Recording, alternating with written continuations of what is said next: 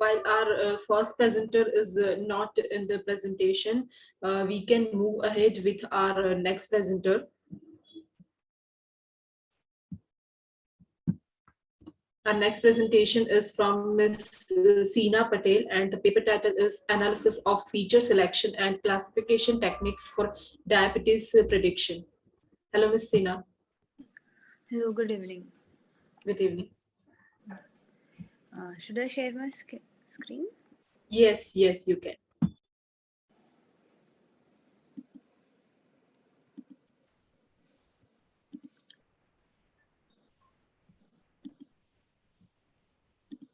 Should I rejoin? Is it now available?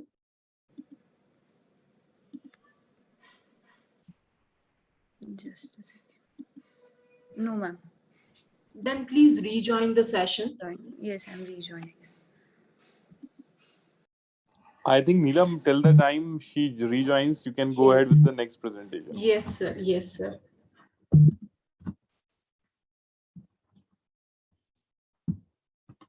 Our next presentation is from Ms. Srinidhi S. and the paper title is Automatic Credit Fraud Detection Using Ensemble Model.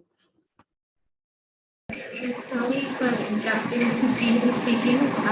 Actually, we uploaded our guide's photo because she was the one who did the payment. But sorry, ma'am, I'm not getting your point.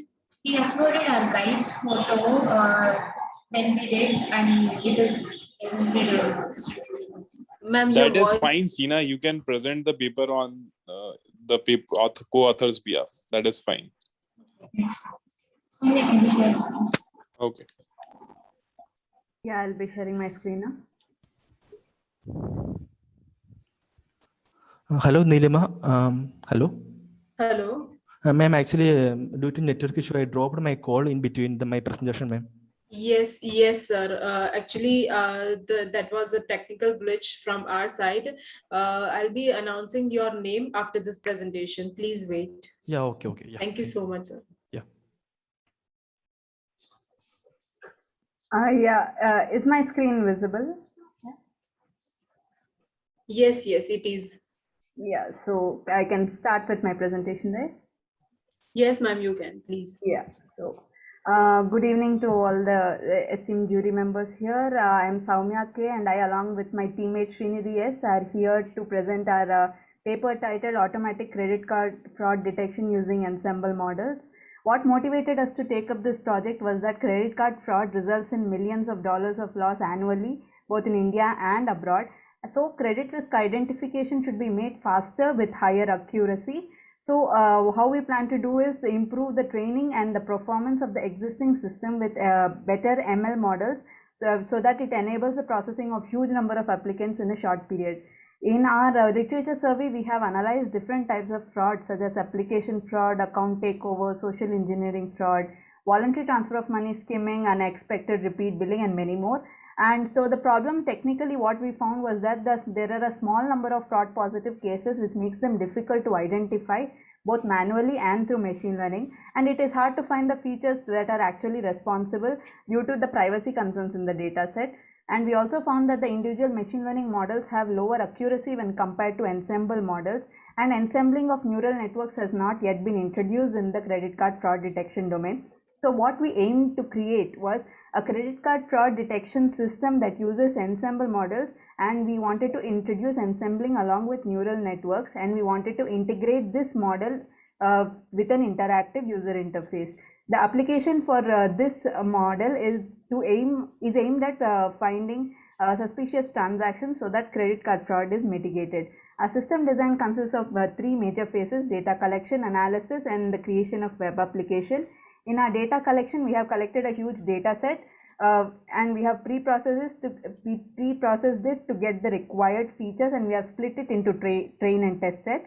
We have tested these train and test splits on different machine learning models and neural networks individually and in combination in the data analysis phase to get a good ensemble. And this ensemble we have integrated into a web application that was created using Python. Now a little more detail into the dataset description. Our dataset is a set of financial transactions which has around 19 lakh, almost 19 lakh transactions, and it is being divided into train and test set, you will be able to notice that the fraud instances are very less when compared to the non-fraud instances, and our data set also has different features which are related to the transaction and the customer performing the transaction at that point of time. Here you can see the pictorial representation of the data set, how it looks like, the gender ratio and the age ratio. You can see there are more number of middle-aged people in the data set and more number of females who are present. And this is a distribution of our data along different states and different categories of transactions.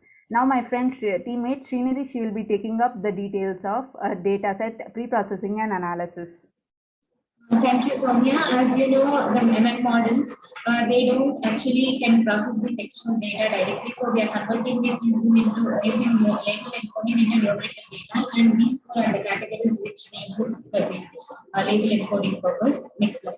And you can see the mapping between the textual value and the numbers in the slide. Yes. Standardization, since we to avoid the influence of a single feature more than the others, like city population, it might be millions and amount might be very less. So we use the standardization process. As we all know, it is subtraction of the particular record with the mean of the column and the standard, dividing it by the standard deviation of the column. Next slide. Here we are this is the heat map which we got it using the Sequan library in Python, and we can see that the merchant latitude and the latitude of the customer, merchant longitude and longitude of customer are highly correlated. That means that both the transactions are happening at the same time.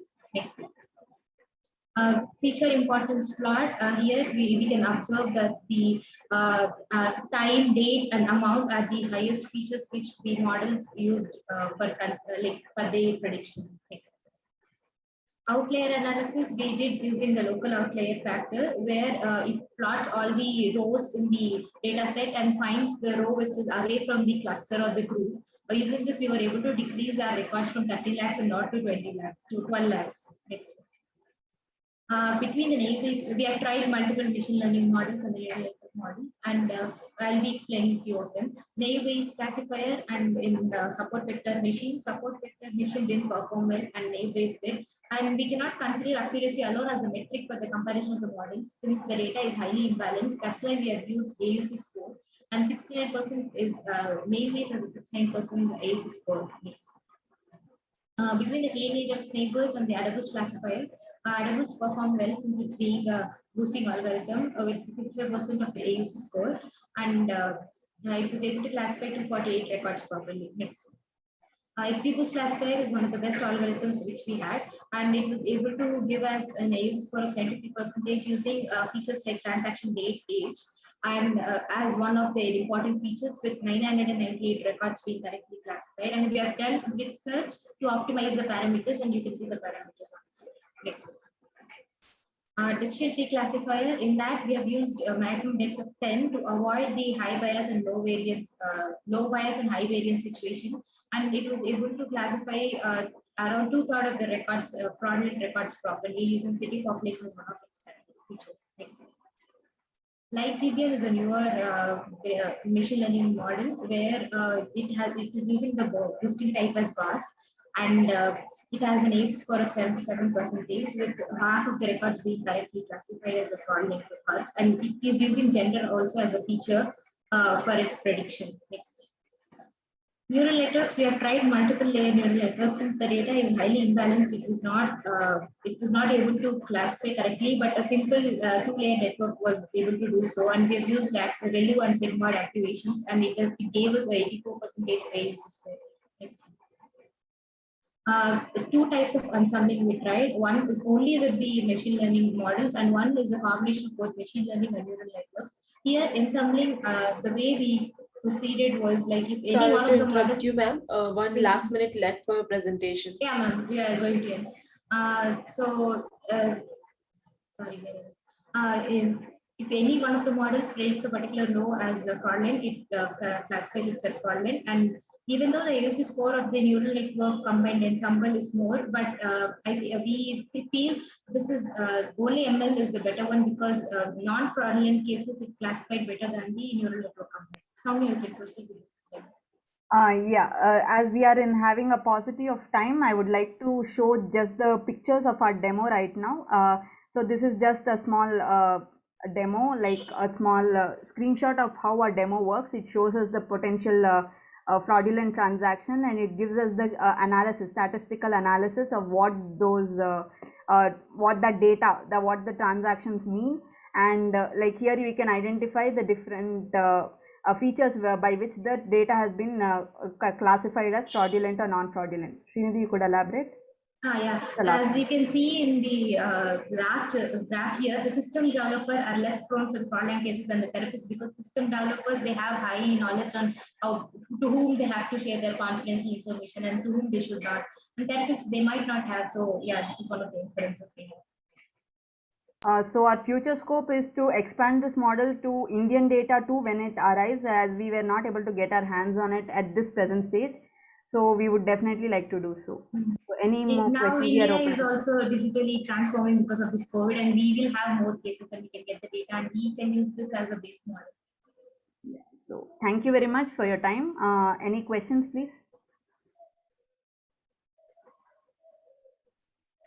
Nice presentation, nice coordination.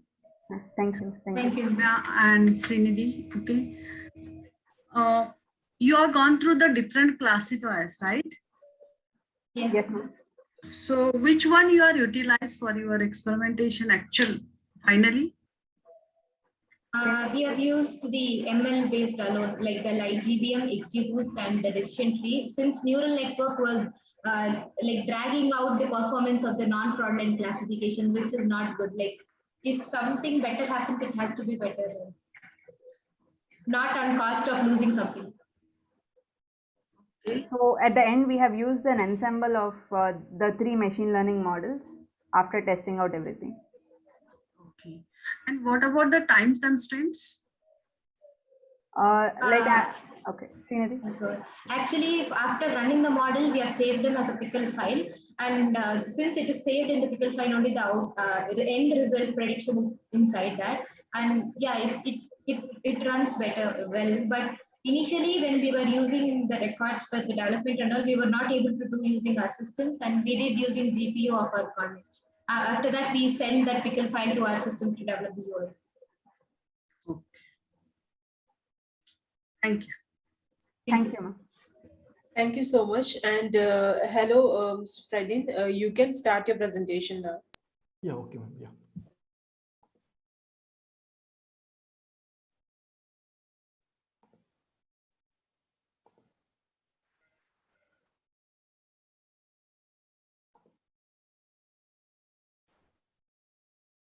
I hope my PPT is visible, ma'am. Yes, Yes, it is. Yeah, okay, yeah. Good evening, panel members. Myself, Fredin Jose. I was a student of MTech VLSI Amrita Vishwavidyapitham. So I'm here to present my thesis work on hardware Trojan detection using deep learning, using generative adversarial network and stacked autoencoder neural networks. My mentors are M. Priyadarshini, research scholar, and Dr. M. Nirmala Devi, Department of EC.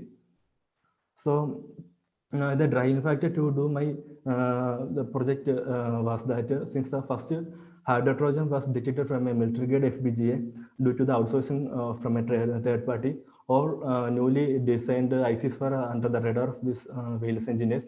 So due to this, we have to verify this these designs whether it has hardware Trojan or not. So these hardware Trojans are the malicious modules which has the potential of like leakage of data, malfunction of this functionality, etc. So this can be inserted at the design phase or at the manufacturing phase. So my objective is to detect this hardware Trojan in the pre-silicon fabrication phase, that means before at the time of design, and I will incorporate the application of deep learning for this purpose. So why I am using this deep learning instead of machine learning is that in deep learning, actually this salient features actually will automatically optimized by the deep learning model itself, where in the machine learning, actually this manual filtering of features by experienced engineers is required, which is one of Hercules tasks. So I prefer deep learning over the ML due to this reason. So I actually used some benchmark circuits and I synthesize and use this gateway netlist for the Trojan feature extraction. So the proposed methodology of my project is consisting of 3 phases: training phase, testing phase, and the validation phase. In the testing phase, actually, like I previously said, I use the benchmark circuits netlist and I will extract the features and will create a data set. And this data set is given to the deep learning algorithms for the training of these deep learning models. And once the model is trained, we can move to the testing phase. The testing phase, actually, we can give the Trojan infected unknown circuits gateway netlist, and this trained model will classify this nets into whether Trojan infected or not. So after that, in the validation phase, we obtain the confusion metrics, and we can also get the performance metrics like accuracy, precision, recall like values. So the prerequisites for my project is that I used 4 ISCAS 85 combination circuits and 5 ISCAS 89 sequential circuits, and these are the circuits complexity of these circuits. And these circuits actually is very low, actually synthesized in the Synopsys design compiler, and we will get the gateway netlist. And from the gateway netlist, we have to extract the Trojan features for. And for extracting the Trojan features, I coded some algorithms in the Python for extracting the features. Actually, I used I coded for 28 Trojan features, and some of the features are connectivity, primary input, fan-in, flip-flop-x, and multiplier-x. And this connectivity Trojan feature means like if this is my target net n, from my target net, this is my target net. This net can feed how many number of inputs. That is the this connectivity feature. Like a primary input means from my target net to my primary input, how many numbers of levels are in between them. Similarly to the primary input, primary output means from a target net to primary output, how many number of levels are in between them. And the fan-in X feature is that from my target net n x level, this x can be varied from 1 to 5 levels. This 5 levels. So from my target net to my x level away, how many number of logic gate fan-in are there? If my x is value of 2 from my net 2 level away, how many here actually 2 number of fan-ins are there. So the value of this example for the fan-in is 2. So the next feature is flip-flop-x. It is also similar to this thing. It means that from a target net x level away, how many number of flip-flops are there? Actually, we are counting the number of flip-flops from the x level away at the input side and the output side. Similar to that, multiplier-x also, we are counting the number of multiplexes from our target to from our target net. And once the features are extracted, we create the dataset, and that dataset is given to the GAN model. So the GAN is used because of for the data pre-processing. The data pre-processing is used to handle the data imbalance situation of the dataset, because the number of nets of the Trojan net is very less compared to the normal nets. So just the model biasing will happen due to this data imbalance. So this can be dealt with the resampling techniques like undersampling or oversampling techniques. So I used oversampling techniques using GAN. So the GAN is consists of generator and a discriminator. So the generator is like to create the fake samples which should similar to the real samples, and the function of discriminator is to identify the difference between the fake samples and the real samples. So we trained this both the generator and the discriminator alternatively. So once the after each training cycles, we check the equivalent condition. If the condition is met, we can generate the fake samples, and we can get out the data to next step. So this equilibration condition is actually obtained from a literature survey itself, and these are the some evaluation methods I used for evaluating my GAN models working. It's like 4 different types of evaluation models, and once we obtain the data synthetic data from the GAN model, we can combine our synthetic data with our original data set, and we can provide that combined data set to us. Hi, interrupt you, but one last minute left for your presentation. Yeah, okay, yeah. We combine the synthetic data and this origin data, and we provide the stacked autoencoder, which consists of input layer and multiple hidden layers and the output layer. So I created this on the tensor keras, and these are the training parameters I used. And I actually used different test circuits, 4 to 5 types of test circuits, and I also used different types of Trojan data from the test job circuit. And then these are the result I obtained. This is the confusion matrix, and this is the performance matrix value for the different types of test circuits. And this is a result comparison. Actually, I used Dr. Hasevegas and Wang's paper as the base paper. And with respect to the paper I obtained, obtained a good result. This is actually I tried with a existing model whether to compare the result of the data pre-processing. And the conclusion is that we can actually reduce the effort in the Trojan detection by the application of deep learning by eliminating the minor selecting of Trojan features. And also, once the model is trained, we can test any number of unknown circuits. And also, we can we saw the reflection of this introduction of pre-processing of data set using GAN in our result. And the future scope of our project is that I used this stacked autoencoder as a deep learning model. There are other types of model are actually developing and developed. We can also try the other models to improve the individual test circuits results.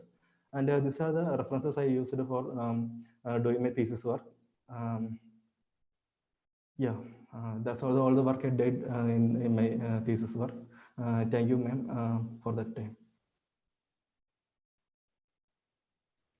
Nice time management.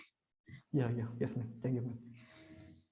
You are used FPGA, right? I didn't use the FPGA, ma'am. Actually, I used Benjamin circuits from this trust job, ma'am. Okay. So you are used GAN algorithm for the data pre-processing, right? You Yes. are any advantages of it? Yeah, actually, the advantage is that means without using this, I'll show my comparison table. I tried with one of autoencoder algorithm without the pre-processing. So these are the result I obtained using that without the data pre-processing. So after the introduction of this GAN for the resampling as a resampling technique, we get a improved result, ma'am, actually. Okay, thank you. Yeah, thank you, ma'am. Thank you so much. Our next presentation is from Ms. Seena Patel. And the paper title is Analysis of Feature Selection and Classification Techniques for Diabetes Prediction. Hello, Ms. Seena. I hope you are now able to share the screen. Yes, ma'am.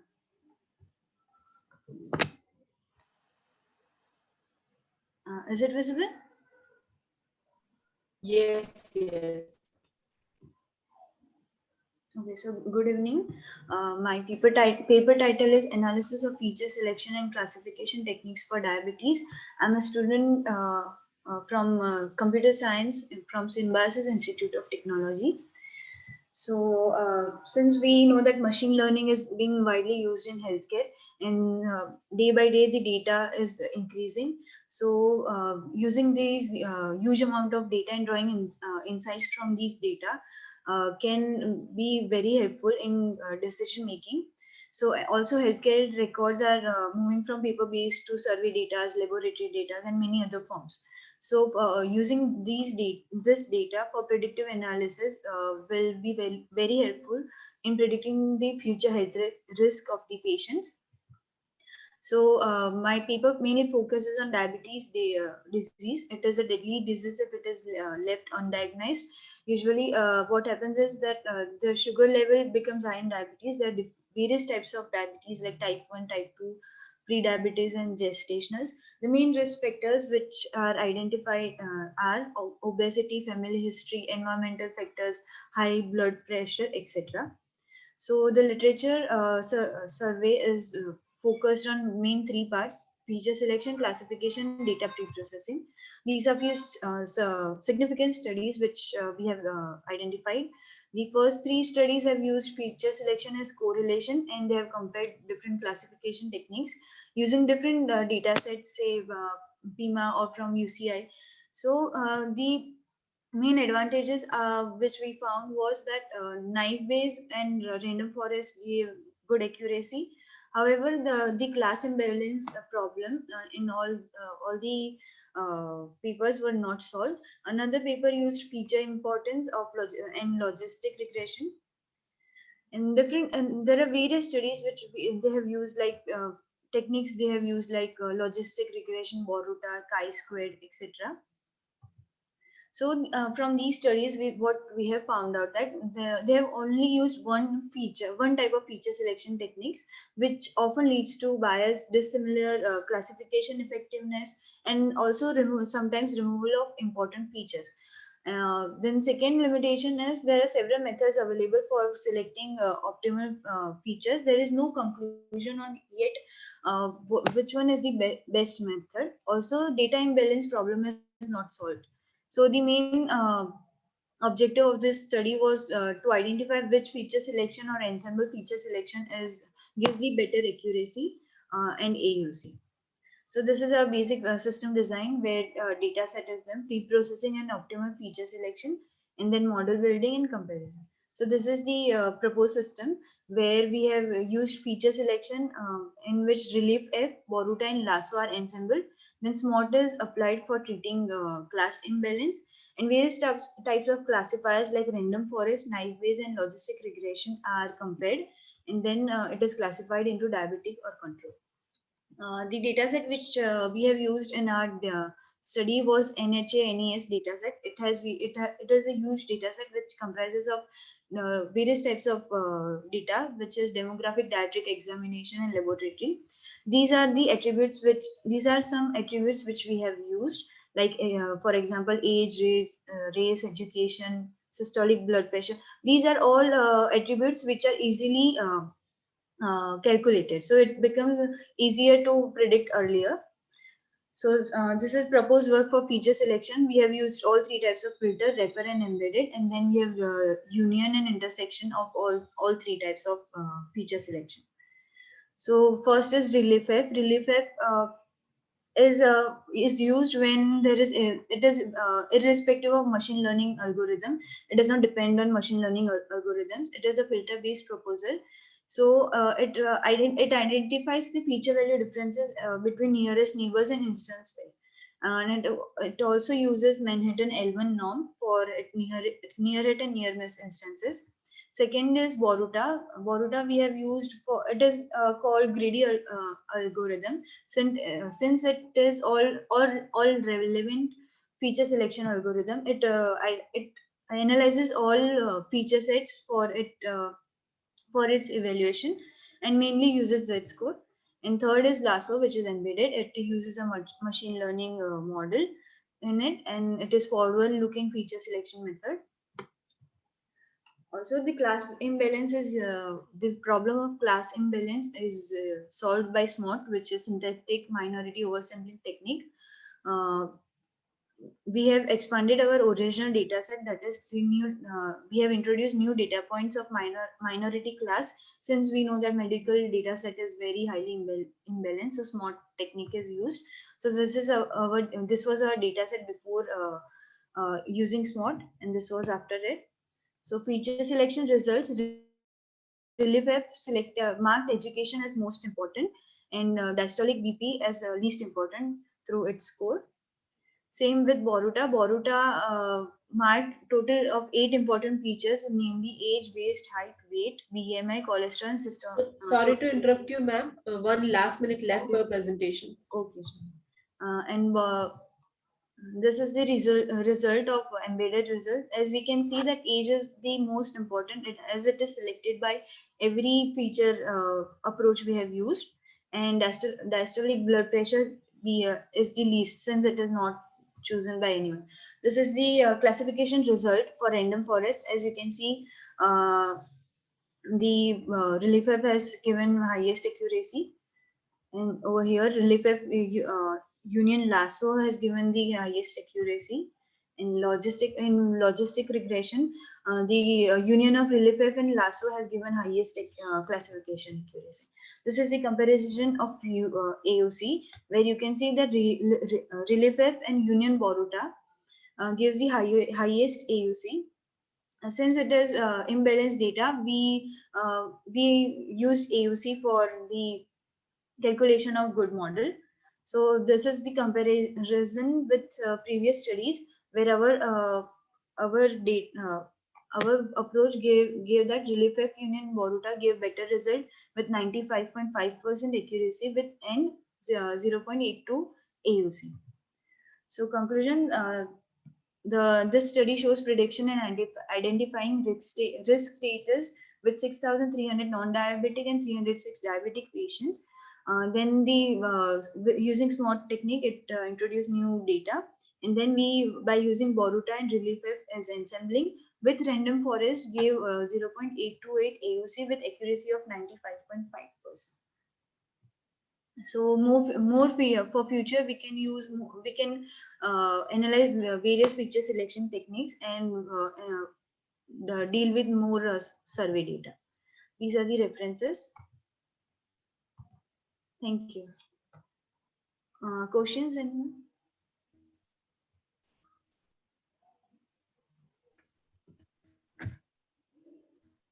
Okay, Sina, your flow of presentation was nice.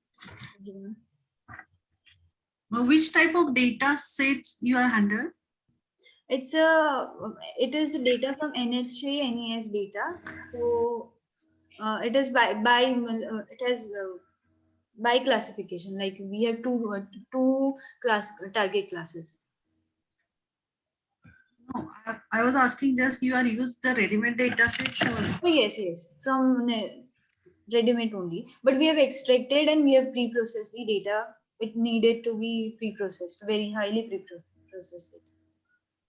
Okay, and for pre-processing, you are gone through the 3 different methods, right? Yes, for feature selection. Yes. Yes. Different methods, right? So you are used completely 3 combined, yes?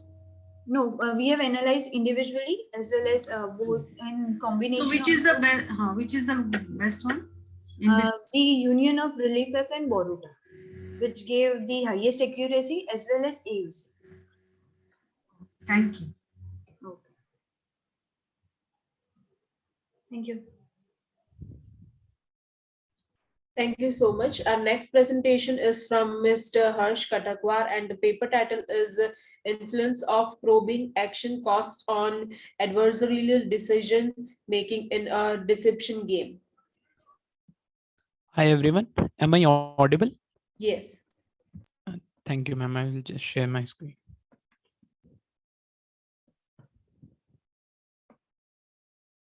Is my screen visible? Yes. Thank you. Is it visible now also? Yes, please go ahead. Yeah, thank you. Good evening, everyone. So today I am Harsh Katakwar. Basically, I am an MS student at IIT Mandi.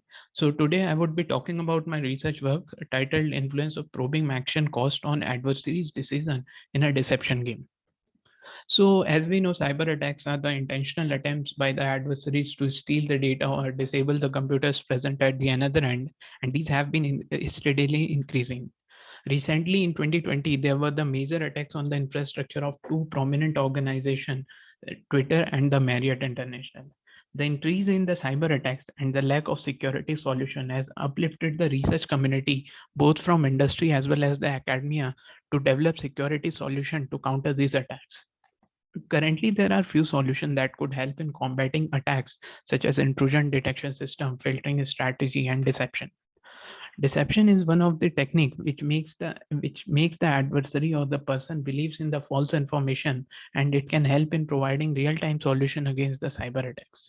Human decisions in cyber attack scenarios may be influenced by various factors such as complexity of attacks, network topology, network size, and probing action cost.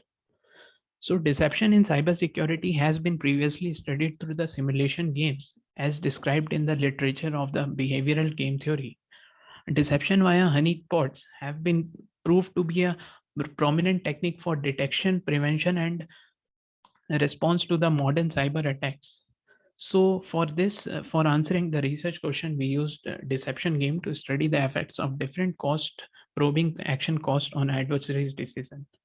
Deception game is basically a sequential single player game, a game between adversary and the network, which is denoted using the following notation DG, N, K, gamma, where N denotes the number of web server, K denotes the number of honeypots, and gamma denotes the number of probes adversary can make before making a final decision. So I will just give you a demo how exactly this deception game works. So here we have two webs. DG211 shows that here we have two web server, as you can see here, and one of them is the honeypot, and the adversary or the hacker had the option to probe only once before the final decision. So adversary probes the web server 1. Since it is a no deception condition, so the adversary or the hacker receives the true information, that is the regular web server. And based upon this information, he attacks the web server 1. However, in the deception condition, adversary on probing the web server 1 receives the information as honeypot, which was actually a regular web server. With this information, the adversary decides to attack the web server 2. Thus, we can see the deception game could be helpful in luring the attacker or the hacker to trap. So for our question, our research question, we had 3 different conditions: no cost probe, constant cost probe, and increasing cost probe.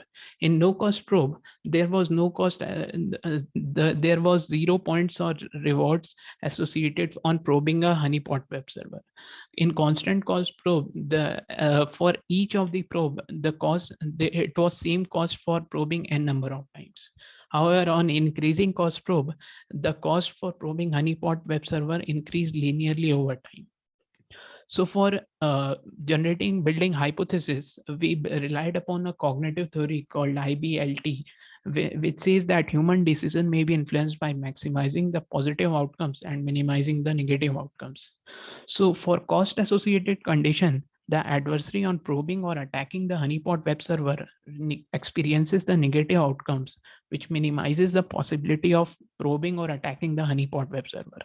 However, for no cost condition, probing or attacking the network may not cause the adversary to experience the negative outcomes. Thus, we expect the regular probe action to be influenced by different cost condition. As the attack phase follows the probe phase, and the cost was associated with the probing actions, so we do not expect any difference in the proportion of action during the attack phase across different cost conditions. So in our experiment, we had 3 between subject condition: no cost probe, constant cost probe, and increasing cost probe. And there were 6 dependent variable, 3 for the probe action and 3 for the attack action. So for this, we recruited 120 human participants with the help of crowdsourcing website called Amazon AmTurk. And these participants were randomly divided across 3 between subject condition, with each condition having 40 participants. So for our study, we had configured the deception game as DG42X. 4 denotes the number of web server, like here you can see, and 2 denotes the number of honeypots. 2 of them were honeypot, and X denotes the any number of time the adversary can probe before making the final decision. So the left image is the first image which the user or the participants playing as the adversary gets to see on once the game starts. So the participant had the option of probing or not probing the network before making the final decision.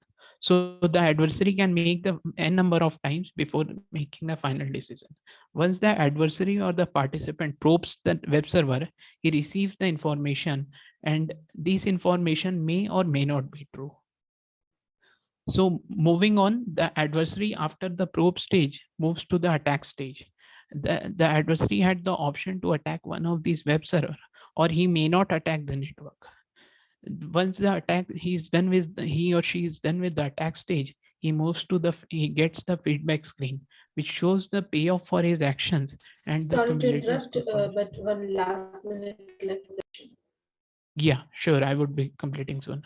So we investigated the influence of different cost condition over the trials for probe decisions and the attack decisions.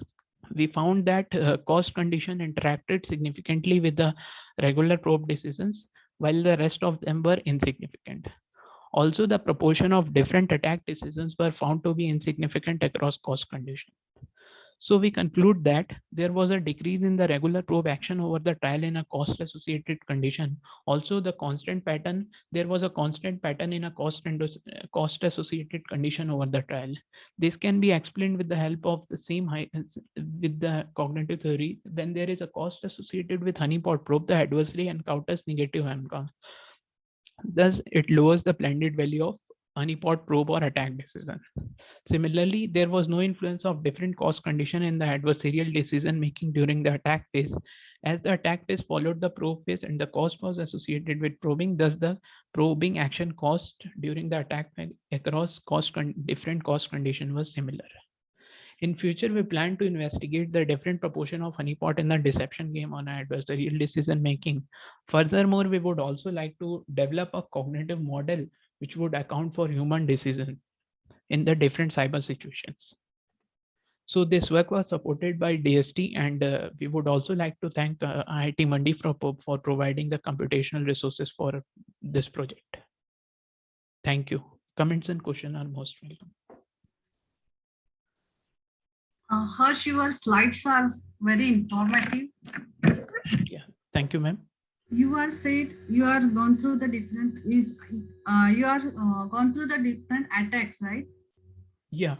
Can you tell which are the different attacks you are verified, made a validation of?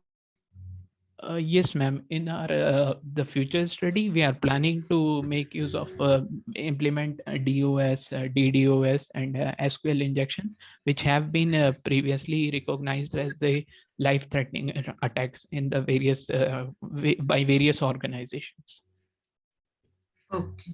And for DG configuration, you are no cost probe, right? Yeah. Can you give details? Ma'am, in no cost probe, what happens is that the adversary do not get any reward or points for probing the web servers. So if he probes regular web server, he gets 0 points. That's how thing works. Thank you. Yeah, thank you.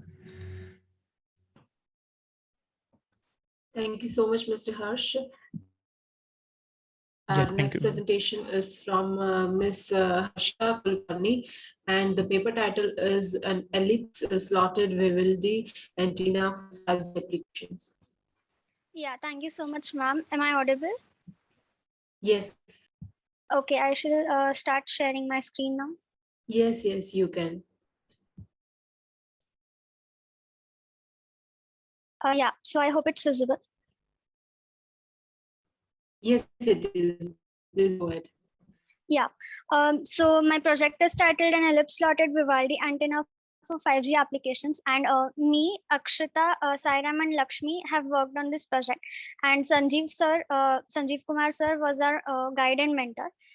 So I'll start right away. So our antenna is basically based on 5G. So what is 5G? It is a kind of a technology that gives you very low latency. It means that the errors and the delay will be less, and hence it gives you high data rate. And the advantage is that you can get more frequency bands within a limited frequency range. So I move on to what is Vivaldi. So it is also known as tapered slot antenna, and it is coplanar, and the feed type can be microstripped or coaxial. In our case, we had used coaxial.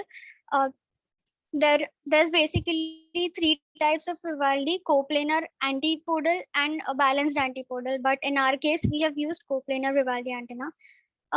So yeah, on the right half of the screen, you can see the antenna design. That was the final design we worked for. So why did we choose Vivaldi? It's basically because it was easy to design and fabricate, and the impedance that we wanted, we got the expected results in this case. So yeah, we went ahead with it. And the dimensions of this is 11 by 8 mm, and the thickness of the substrate, that is FR4, is 0.8 mm. And the port type that we have used is lumped. So yeah, the flow of work.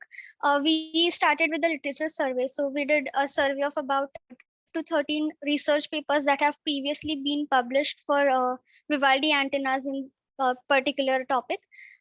So the results and what all material was used and all of that, and then moved on to what should be the ideal dimensions in our case. Once we were roughly sure about this, we went on with the simulation of the design. Here we use the ANSYS HFSS software. And once the design was finalized, we went ahead with obtaining the results like plots and all, which I will show you ahead.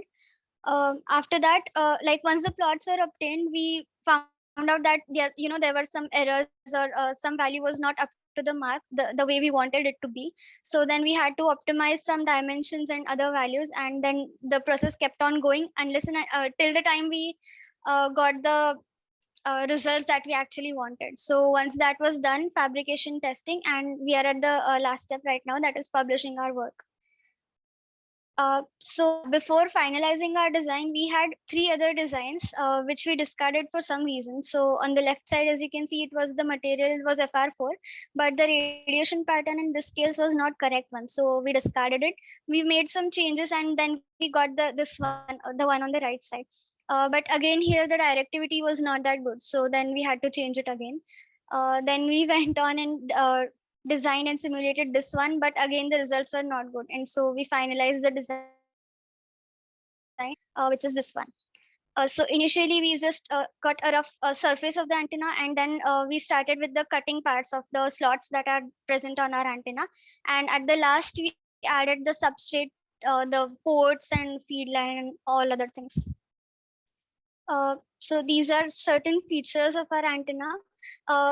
Initially we had no idea how it would be, so we went on designing and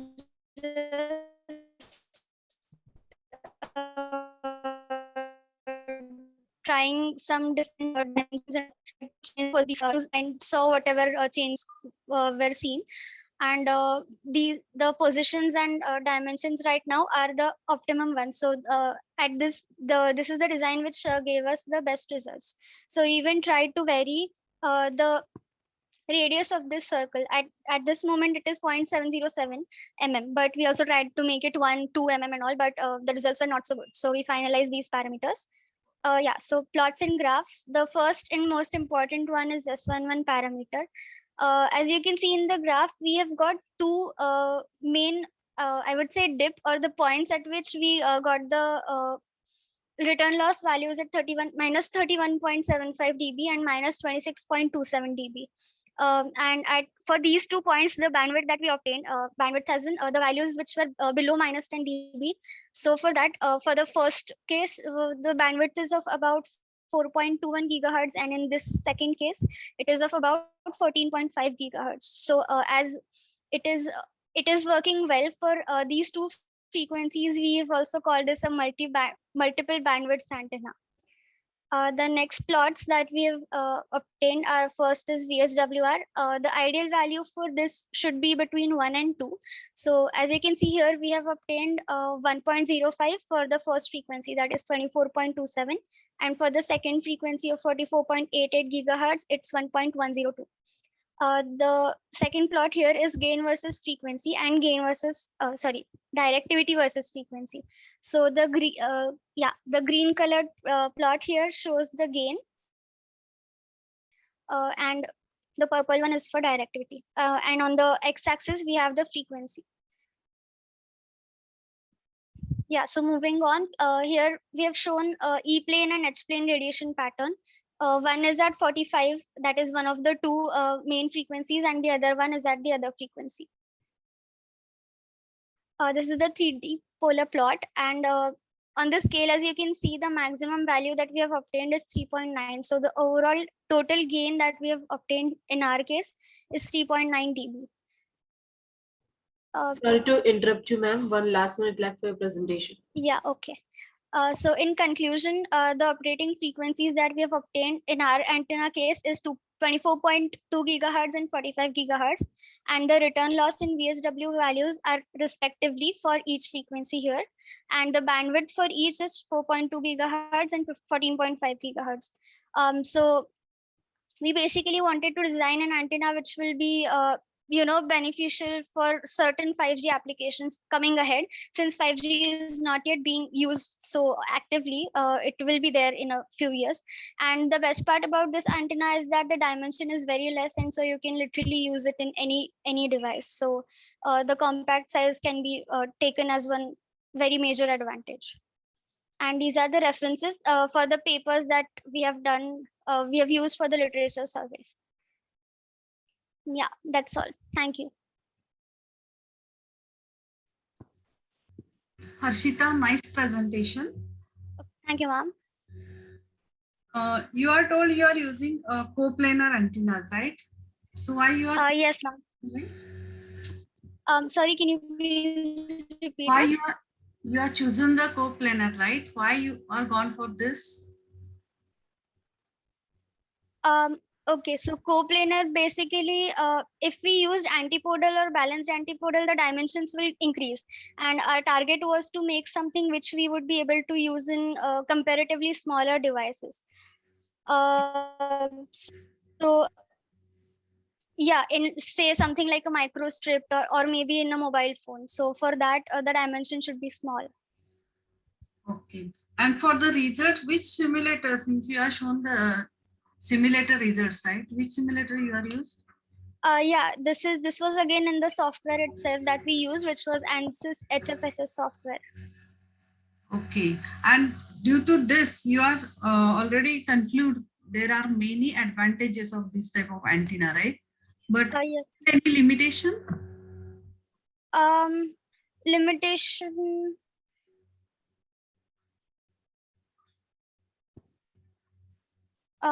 Yeah, ma'am, maybe in our case, the gain is just 3.9 dB. So maybe that can be a limitation, depending on whatever is the application.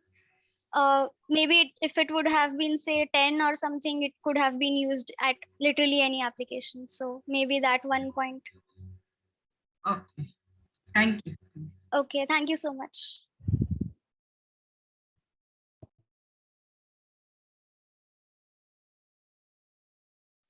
Thank you so much, ma'am. And our next presentation is from Ms. Shri Monica, and the paper title is Driver Drowsiness Detection Using Ear Eye Aspect Ratio, MAR, Mouth Aspect Ratio, and Driver Distraction Using Head Pose Estimation. Thank you so much, ma'am. Should I share the screen? Yes, you can.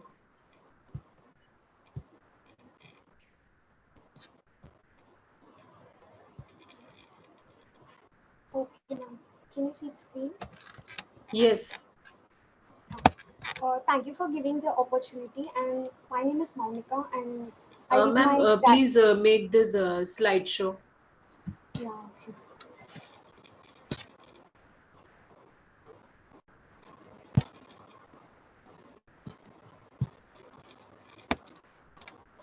Yeah.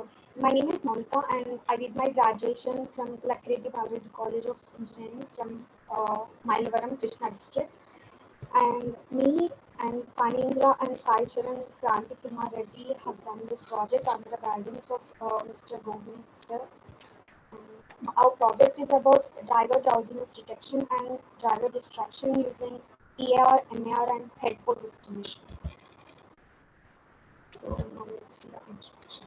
So driver drowsiness detection means it's like a process of identifying whether the driver is feeling sleepy or not, to avoid the accidents. If he is sleepy, we can ring the alarm when he is sleeping and to avoid the accidents.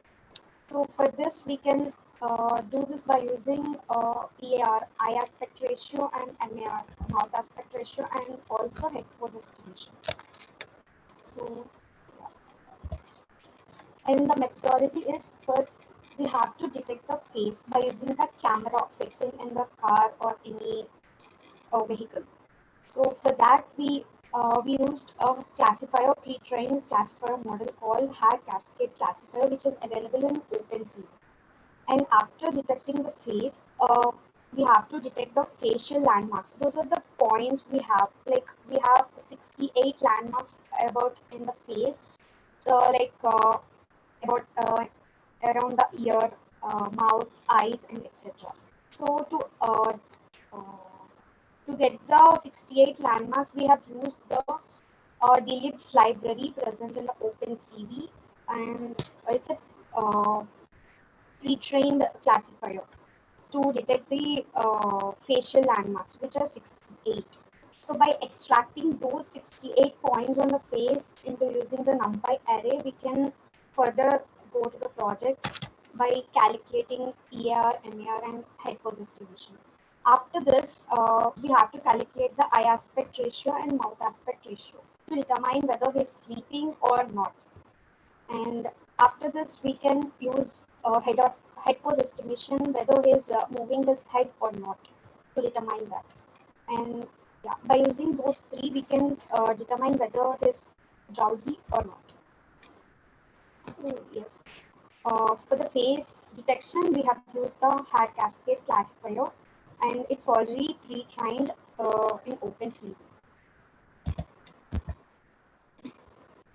And to detect the facial landmarks, there's a 68 points of the face. It will give the 68 points of the face like this, and there's a numbering indexing for the every point to calculate the Euclidean distance and all. So, and here we want eye landmarks and mouth landmarks. For that, we have to extract the eye landmarks and then mouth landmarks like this. And then eye aspect ratio means it's like a ratio used to determine whether eye is open or closed. So we can determine a person closed his eyes or not by using a threshold value or eye aspect ratio. If there's a set unique value for if the eye is open, initially it's like 3.3, 0.3. If it is reducing and if it increases, that means it includes a blink. It indicates a blink. So if the eye remains closed or decreased for a while, for like up to 48 frames or something like that, then we can determine that eye is closed and driver is sleeping. And like this. We have here 6 points. From these 6 points, we can find the Euclidean distance by using the formula, and we can find the eye aspect ratio. And if the initially the eye aspect ratio is 0.3, if he is closing the eye, it includes a blink, means it will slightly decrease and moves to 0. And like that, we can find a person is blinking or sleeping if if the eye remains like till 48 frames, then we can conclude that he is sleeping. In the same way, we can conclude we can determine the mouth aspect ratio also. Here there are 8 points used to determine the mouth aspect ratio. From this formula we can determine the mouth aspect ratio. And yeah, means if he is yarning continuously, like if initially there's a 13 frequency when the mouth is closed or normal. If the frequency increases continuously, then the alarm will ring. And then we have the head pose estimation. His head pose estimation means its ability to determine the direction of the focus of the person's eye, like he's moving up or down or right or left or turning his head like that. It is useful in situations like where there is a low intensity and there's no if it's not possible to determine the eye aspect ratio and the lower intensity, then head pose estimation can be useful to determine whether a person is driving carefully or not. And in this also we need facial landmarks. So facial points, we need 6 facial points. Those are corners of the eye and nose tip, and the corners of the mouth and chin area. So those points need to be converted into three kind of Hi, points. sorry to interrupt you, but Yeah. you have left one last minute for your presentation. Yes. Yes. So after converting to the 3D view, there is three directions where he can move his head. Like first thing is pitch, where he can move his head direction from up and down, and then second, yeah, this in this he can move his head from left to right, left and right, and roll. Here he can roll his face. So these are the results of my friend Fanindra. And in the first pick, where there's a AR and MAR ratio, which is 0.33 and 13, which is normal. And if he is closing his eyes, you can see the intensity reduced and the alarm will ring. And then there's a 0.29 and yarning is increased because he started yarning. And then he's looking left in this stick, and it's saying it's looking left. So these are the references now. Thank you.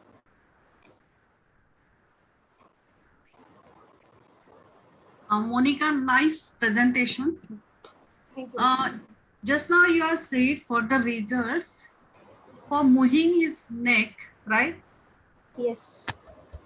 What angle you are fixed? Means how much bending that neck is possible? Like there are three directions actually: pitch and up and down, and then left and right, and rolling. Like this. If he can, yeah. If he can move a little left, also it can conclude that he is looking left or like that.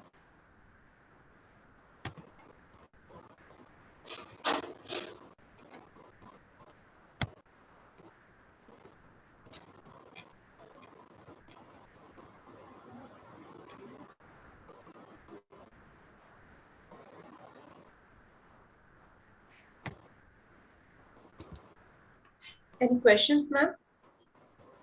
No, thank you. Okay. Thank you. Thank you so much. And our next presentation is from Ms. Rashmi Srivastava. And the paper title is Diabetes Mellitus Prediction Using Ensemble Learning Approach with Hyperparameterization. Yes, ma'am. Am I audible?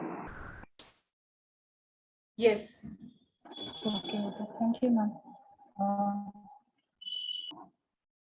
Sorry, ma'am, but Is it working? just see, my entire screen can be shared, so it will be great. But it is not responding. But you have not selected share screen. Ma'am, there are some option coming up like share documents and or. It is a share screen button in Zoom in the bottom. Okay. No, ma'am, share, when I click on share, then documents, web URL, bookmarks, share whiteboard, these things are coming. Click on document and go for your document and present the paper. Okay. Please check your availability. Till then, we are Okay, with our next presentation. Okay. Yeah. Okay. So our next presentation is from Ms. Harshini, and the paper title is Finite Method-Based Artificial Neural Network. Yes, ma'am. Good evening. Can you hear me, ma'am? Is it audible? Yes. Good evening. Yeah, I'm sharing my screen. Yes, sure. Yeah, are you able to see the screen, ma'am? Not yet. Now? Yes. Ma'am? Now it is. Yeah, it is visible, right? Yes. Are the slides moving, ma'am? Yes, yes, totally. Please go ahead. Yeah, good evening, everyone. I'm Harshini Potina. Currently, I'm pursuing BTech degree at Amrita School of Engineering, Bangalore campus.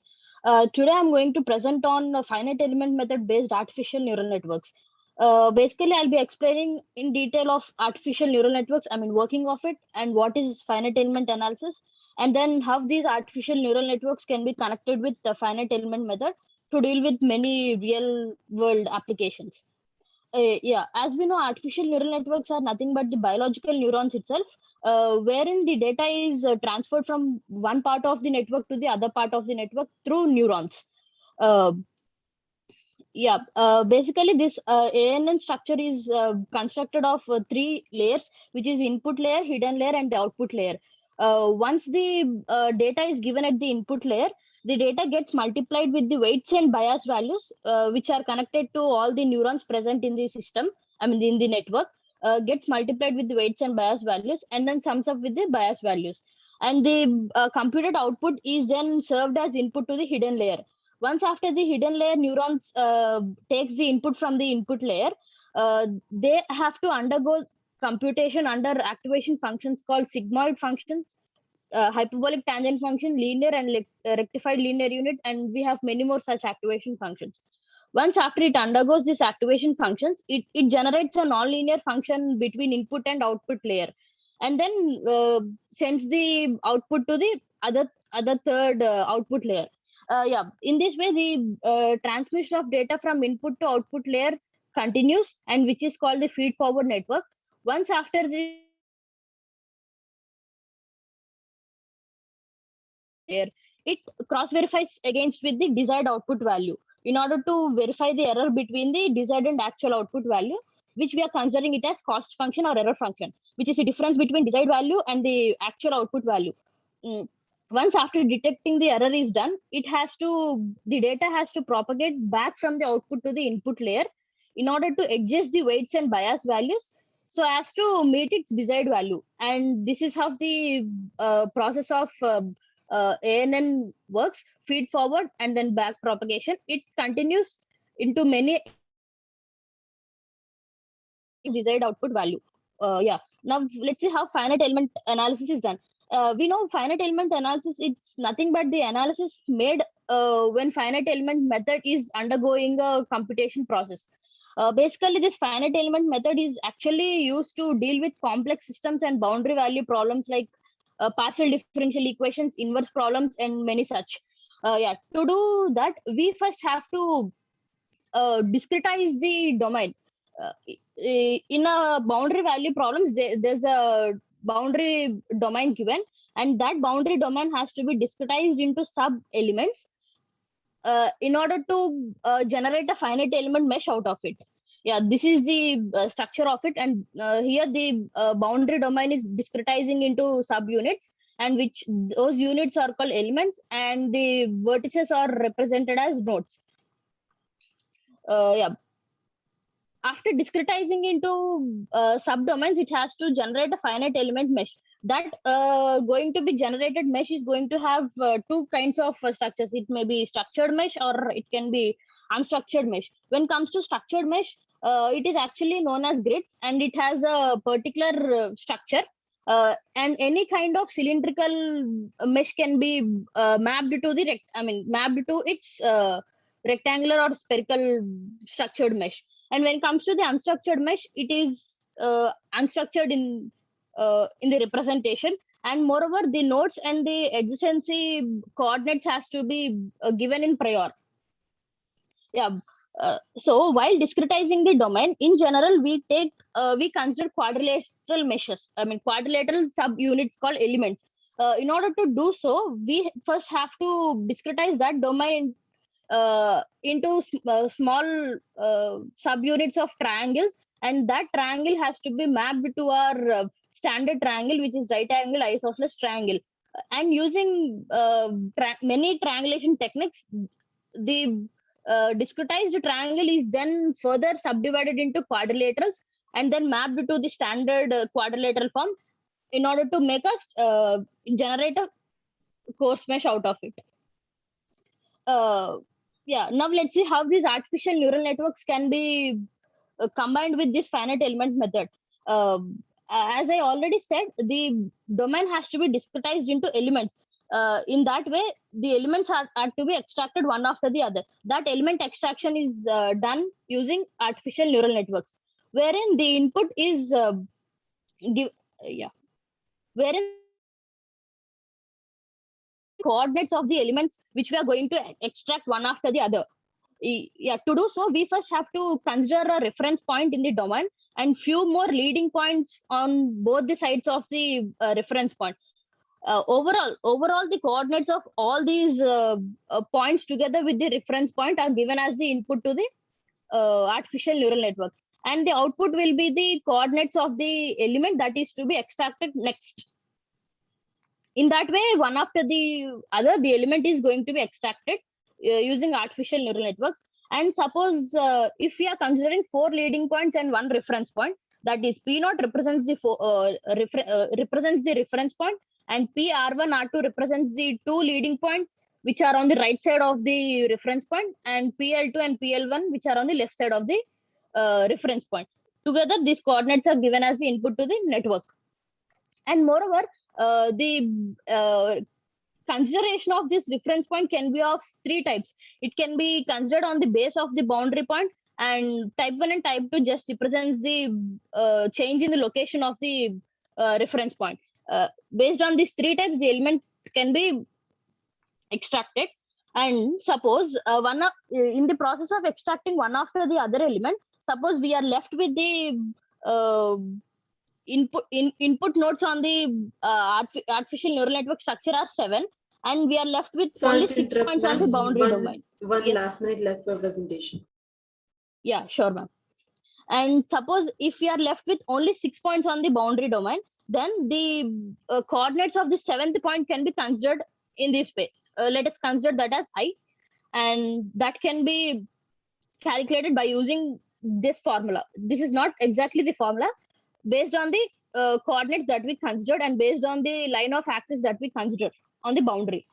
Yeah, once after all the coordinates are set to the input to the network, and which is well structured, then the network has to undergo the training of the samples. To do so, as I told, the element can be extracted in the form of 3 types, right? Based on the 3 types, we train the neural network and then send the coarse mesh to the mesh generation techniques in order to refine it. To do that refinement process, we have many techniques called H type, R type, P type, and HP type. This says that it can be, the size of the element can be decreased based on the size of the element, and moreover, the coordinates of the elements and nodes can also be changed. Based on this, the mesh refinement technique is done. And then finally, it has sent to the mesh generation for the final finite element analysis mesh.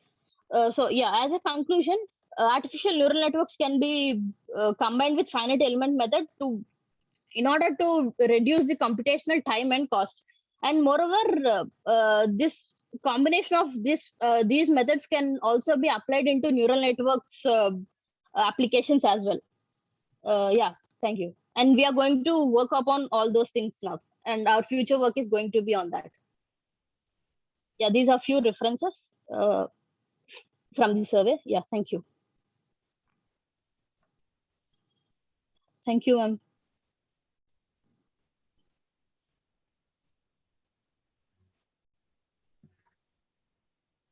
Nice presentation, Arun. Thank you. Thank you, ma'am.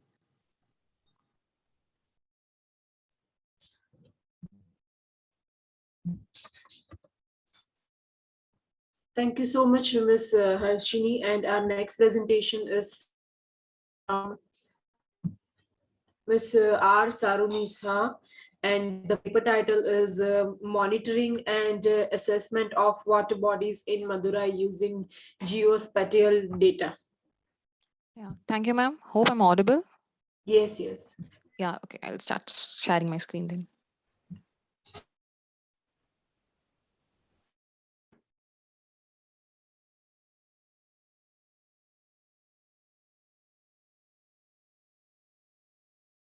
Is my screen visible? Yes, it is. Okay. Greetings to everyone. So the title I'm going to present on is Monitoring the Surface Water Bodies of Madurai Using Geospatial Data. And this research was done by Dr. Vignaraj Anand, Aditya S. Haripriya M. And myself, Sarunasha R. is going to present this for you. Okay, so basically what my paper concerns is the problem statement we are trying to address here is we know that urbanization and climate change has affected our water bodies a lot in the recent years. So to keep track of our surface bodies that we use for domestic purposes and make assessment over that is kind of a tedious task as of now. So basically our country depends on ground surveys to get that done. So we here are trying to use satellite data, that satellite images, that's geospatial data, to do that process and also to restrict the time that takes. Usually it takes months for a complete ground survey to get completed. So here we are trying to shorten the time by using geospatial data and get more accurate results on that. So basically so this can be done. So here we are trying to use the geospatial data.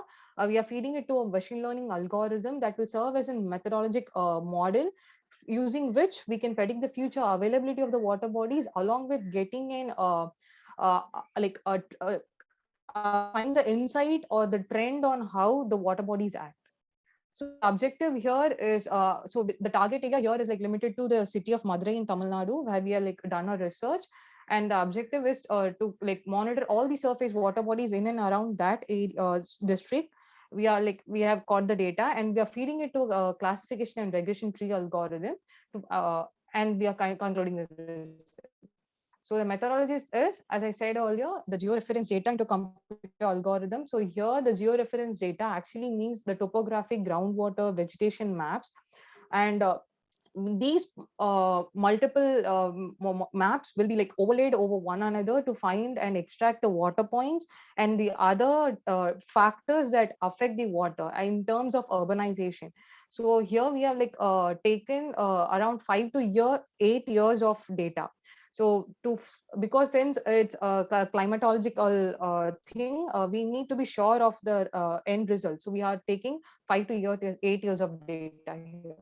So this is how our system works. Initially, we get the data, we pre-process it to find the factors out of it. Then all these data acquired processed values will be visualized, followed which these data will be fed into a decision tree to make the necessary analysis. And finally, the performance analysis will be predicted. Basically, here our base map is Landsat 8 overlay. We have loaded those entire base map data from USGS website, and over that our DEM and vegetation maps are from website. So we have used two different kinds of data here. So basically, the processing platform that we are using here is QGIS. It's an open source software that we can use to process these kind of geospatial data. So here, what we are trying to do is overlay. Basically, the Landsat 8 online map will be overlaid with different DEM layers. That's the Cartosat, the vegetation maps, and etc. to find out specific factors. So basically, here we are concentrating on 5 factors, more importantly, which are temperature, rainfall, the soil evapotranspiration, and the vegetation index, along with the rainfall. So initially, using the raster calculator plugin of the QGIS, calculate the NDVI using this specific formula. So here you can see that this is our data fed in geospatial image. So we are performing the calculations and we can get the NDVI value of this specific tile. So this specific operation is performed over like all the 5 to 8 years of data. So yeah, so using the bands, it's unclear, and you can see the pseudo color scheme to highlight how the vegetation varies over area. So once we have gotten all the specific 5 factors, we are then going into the visualization of these pre-processed data sets. So initially, we are using the distribution plot with the displot function built in to visualize how the range of that specific variable and then how it's spread over the year. So because since it's like 5 to 8 years of data, we have to find the range within which the variable lies. followed by which you are using scatter plot against so actually here volume, the water's body is what we are trying to monitor. So basically volume becomes a dependent variable, whereas temperature of vegetation, rainfall, and etc. that we are using becomes interdependent variables which have an influence on our dependent variable.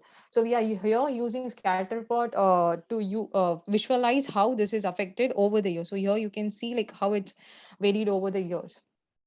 So we are doing the same with volume and to find out how it's because since rainfall is seasonal and unprecedented over coming years, so we are also trying to visualize how the volume is changing over the months of a year, and also with the difference in temperature.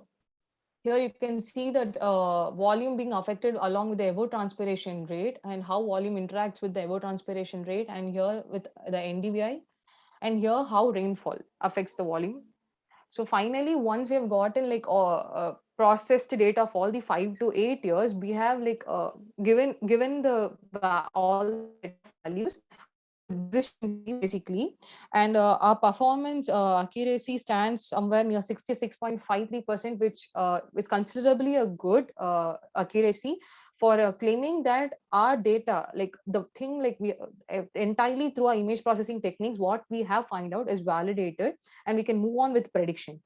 So then for the performance analysis between variables, as I said, these are climatological values, and they are interdependent. So every single value will affect another one or two. So it will vary. So to rationalize this set of interdependent equations, we are using 5 different regression models. So OLS, ridge regression, lasso regression, Bayesian, and elastic net regression model to like justify and validate our variables. So every variance score of our used regression model stands somewhere like near 0.67. So this again comes to good considerable percentage, showing that our analysis and the variables which are even interdependent Sorry can to be further interrupt you, used for ma'am, prediction models. but 1 last minute left for presentation. Yeah. Thank you. Sure. So yeah, the result of the project, finally, what we conclude here is using this, since though they have sophisticated sensors, none of our satellites have cloud penetration capacity. So initially what we also had to do is do atmospheric correction over every single tile that we have processed. So as the coverage of Landsat 8, 16 days, every 16 days. So we have got around like 110 observations for 5 years, which we process, because to the lack of, we have to also like correlate it with along with the DEM layers we are obtaining. So on this level, on a target area, we have observed around 280 water bodies, which includes lakes, ponds, kanmais, and urinis. Kanmais and urinis are basically basic small level pond in rural areas, which are either used as watershed for husbandry or either for agricultural purposes. So out of which we also had to exempt several water bodies because they were rain fed. So we can't depend on that to like add up on a domestic purpose. So out of which around 190 stood and were completely can be monitored. So we classified this, and the observation has validated what we have monitored and processed for this. So with this insight, we can further move on to make a predictive model. So so end of the result is that the conclusion is that we have observed and made assessments and gained insights on these 190 water bodies, surface water bodies, and we are trying to move it into a predictive model. So these are some of our references, and thank you. Nice presented, Sarunisha. Yeah, thank you. It's useful for the society. And yeah, you are used regression models, different regression models, right? Yeah. Can you give us some details related with the OLS model? So basically, it's ordinary least square method. So this method, we use this since I told you, like we were using around 5 dependent and independent variables. So basically, this ordinary least square method, what it does is, it finds out the correlations between a dependent and an independent variable, which are trained in a same set. So these are kept in a same set, all these 5 values, but some of them are dependent and some of them are independent. So we use this ordinary least square method to find out the correlation between these variables, ma'am. Okay, thank you. Yeah, thank you, ma'am.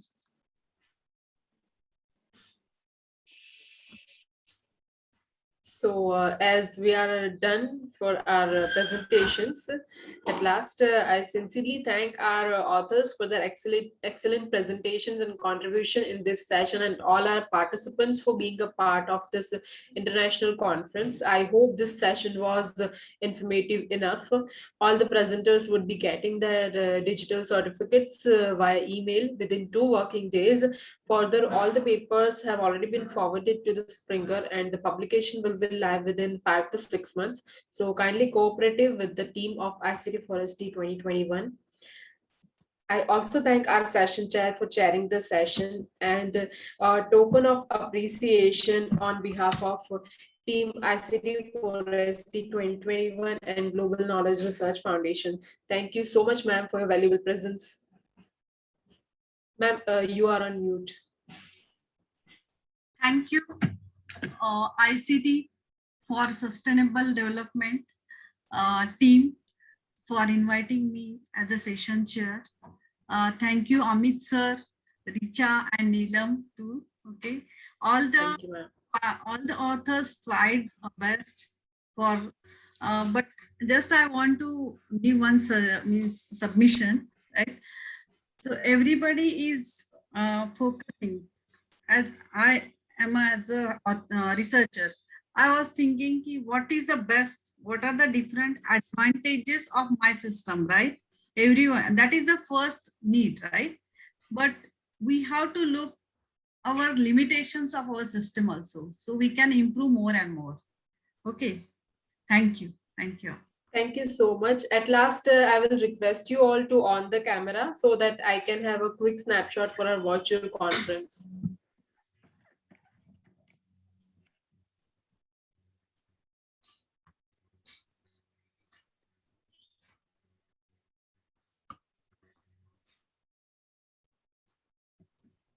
Okay, so we only 3 are available. Okay, great.